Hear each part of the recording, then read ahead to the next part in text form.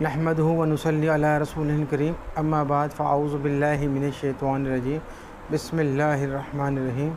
अस्सलामु अलैकुम व रहमतुल्लाहि व बरकातुहू। मौजूद सामीन, उम्मीद करता हूँ कि आप लोग खैरियत से होंगे।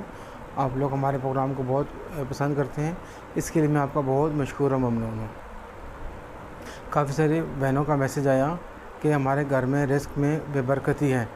कई लोगों ने कहा कि हमें जो है रिस्क की तलाश में घूमते हैं, रिस्क मिलता नहीं। कई लोग कहते हैं मेहनत बहुत करते हैं, सिला कम मिलता है। कई लोग कहते हैं कई दफ़ा रोज़गार पर जाते हैं तो वापस आते हैं तो रोज़गार में बरकत नहीं है। कई लोग कहते हैं खाना पीना ठीक है और उसमें इनकम भी ठीक है, लेकिन घर पे जो है वो माशी हालात अच्छे हैं, इसके बावजूद घर पे रिज़्क़ में बरकत नहीं है। रिज़्क़ में लड़ाई झगड़ा हो जाता है। खाना खाते वक्त बैठते हैं तो उन पे जो है लड़ाई झगड़ा होता है। बाज़ औक़ात इनकम उनकी ठीक होती है, फिर उनके ऊपर कर्ज़े चढ़ते जाते हैं। तो इस करके मैं आपको आज वजीफ़ा बताऊंगा, जिसकी वजह से आप जो है आपके कर्ज़ भी उतरते जाएंगे और आपको जो है वो रिज़्क़ में बरकत भी होती चली जाएगी। आपने करना ये है कि सुबह फजर की नमाज़ के बाद सुन्नत और फ़र्ज़ पढ़ के आपने दुआ करके फिर आपने अव्वल आखिर 11 मरतबा दुरूशी पढ़ना है और इस आयत को आपने पढ़ना है 11 मरतबा।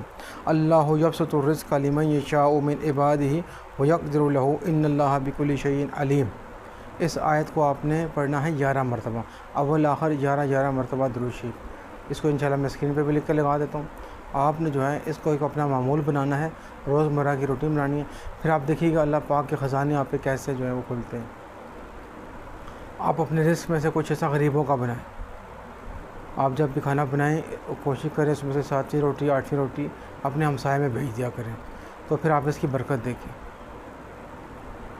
हमारी हदीस में कई जगह पे हमें वईद की गई है कि भूखों को खाना खिलाओ, मसाकीन को खाना खिलाओ।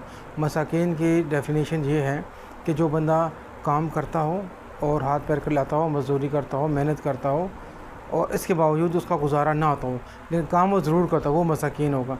जो कुछ भी ना करे घर बैठ जाए तो वो मसाकीन नहीं है। ठीक है, आपने अपने रिज़्क़ में से मसाकीन का हिस्सा भी देना है। हमारी हदीस में ऐसे किस्से मिलते हैं, कुछ लोग थे वो कहा करते थे कि हमारा रिज़्क़ जो है वो बहुत ज़्यादा बढ़ रहा है, क्योंकि वो रिज़्क़ की कदर किया करते थे। यहाँ मैं आपको हज़रत मूसा अलैहिस्सलाम का किस्सा सुनाऊँ और एक तिजारत का किस्सा सुनाऊँ, तो उससे उनका माल पहले से दुगना हो चुका था। तो इसमें बात का मकसद मैं आपको ये बताना चाहूँगा कि रिज़्क़ की कदर करने वाले का रिज़्क़ कभी कम नहीं होता।